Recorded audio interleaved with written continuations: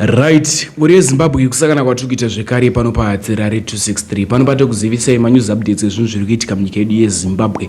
Kana uchiri munyowani pa this YouTube channel kusubscribe mahara tena on the notification bell kuitira patoramba chidzoka neamwe manews updates uchango chingozvionera panapo uchango chiwana manews updates ezvinhu zviri kuitika munyika yedu yeZimbabwe. Saka ndikuti subscribe and turn on the notification bell. Muri Zimbabwe kuna amwe kuwadzana pakafa vana vatatu vakatisiya koita vanonzi Mai Mutongi. Mai Mutongi vari kuaccuswa kunzi ivo vakaba mari mari iyi yaifanira kubatsiridza vana ava kuvigwa kwavo nekuti ivo Mai Mutongi vakauya nezano rekuti mari ichange ichidonetwa nevanhu ndaipindire muaccount mangu. Vari kumuka vachiti account iyoyo yabva yablokwa neEcocash.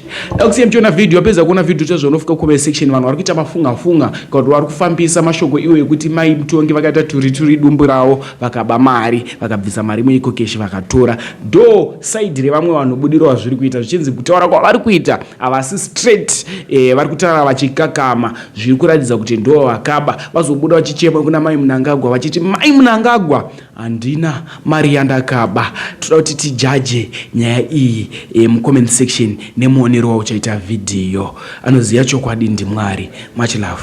Right, so I'm cheating my line ablogwa ese. Yes. Saka makuseni ndaona line rangu reEconet rakanyorwa kunzi banned. Your Ecocash has been banned. And pananda kutoti nditarise ndikiri yeah, okay, there is it. My Ecocash has been banned. Your Ecocash account has been banned. Then my WhatsApp yabva yavarwa aichashandi. Saka mafoni angu ese vanhu vazotirai kuda kunditsvaga but anga asisashandi. Saka ndangosirwawo ndazotirai kuchinja ine nhamba kutsvaga nhamba yekuti ndizivise vanhu kuti mheno zvaitika nemalaini angu. Saka pandazotanga kufonirwa nemapurisa kakawandisa ndo pandazoona mapurisa anga achitoti mumwe wangu akandimi vatombouya makuseni ini ndarara panapa. Saka ndazomuda makuseni kuma5 ndakuenda kumba kunogeza. Saka pandofunga pavasara vachisvika ini ndanichibva uri kungobvawo uri kupi chichi ndikati aiwa mirai ndiwe pamurimo momo because ndandakutya kuti chii chinoitika. Yes, ichokwadi. Saka tanyorerana pasi nevabereki vatapa mari kuitira proof. Alright, tanyorerana pasi nevabereki tapiwa mareceipt ava mai vaReynolds. Taita zvekunyora pasi ndikanyora kuti Josephine Mutongi ndakupai mari yakati yabva pagroup rinonzi paushamwari hwedu vataisa signature mbawaisawo signature tete vemusha. Then kuchechi kwa mai vaano tanohenda over kuna mai ano mari yavo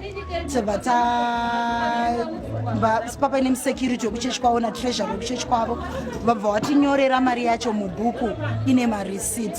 Saka mareceipt acho ese tinawo pafoni panapa. Okay, mari yabviswa yaita 300 something.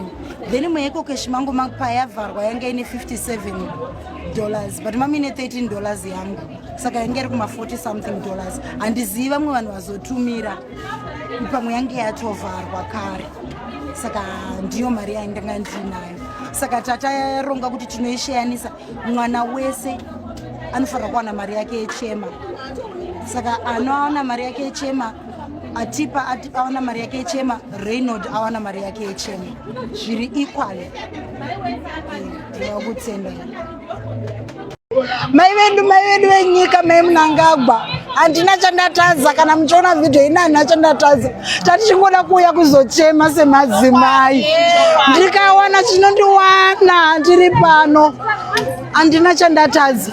Munongondizwirawo tsitsi vedu wide tichiti Mwari tioneiwo tine pain tiri kurwadziwa nevana vakacheka. Danga ari mwana wane zvitombori nani danga 3 ndiani mubereki anoda kufirwa nemwana.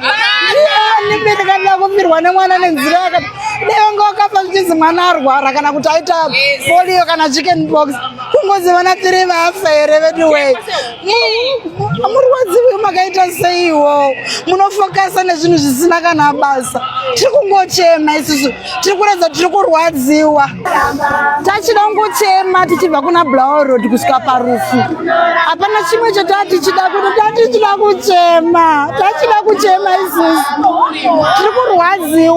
tiri kurwadziwa isusu takapfeka data mawinda anobvumidzwa kuskidha nemotikari muroad asi nhasi tarambidzwa kumacha isu semadzimai ndamukira ndichitsvagwa inini ndayariwo matsvagirwo anoitwa kuti kana munhu akakomita crime anovhimwa semavhimirwo andaitwa nhasi handinamboziva kuti mune rapid response yakadaiwo so munyika medu asi ndairekana ndatonzi waita zvakati watopomerwa mhosva waita zvakati ndafonerwa navanhu vakadzi 2 vakati vatori kunoku vanga vachitonditsvaga vanga vatoyozonditsvaga kare ndikati because ndarara panapa ndikati ndatodzokera kumba zvikanzi pamba pako ndepapi ndikati imimi muri papi ndiuye ipapapo titaurirana handikwanisi because mataurira muri kuita muri kuita zvikanzi ndinoda kutokubatsira ndikati ndiri kuzvinzwisa kuti munoda kundibatsira because ini handinzwisisi mutemo handiuzive zviri deep asi ndiri kuuya kwamuri tidi ndatofonawo ndichida kuhelp ndichipiwa maguidelines takataura naMP wemunomu takataura nakansela wemunomu takataura navanhu vakuru vemunomu tikati hatisi kumacha tiri kungofamba takapfeka ndanzwa nekufonerwa vari kundida vari kundivhima taregera kumacha kwacho taregera kufamba tatisiri kutombomacha tatichingofamba kubva kuna Blower Road kusvika parufu tobata maoko toisa chema yedu kune vamwe vanhu hakuna mukadzi anokwanisa peni nemadzimai aya mavaona vega madzimai vaya havasimbori misteti yekuti mungave munhu vari kutotonge mazombi vanhu vakatofawo nechekare tiri kurwadziwa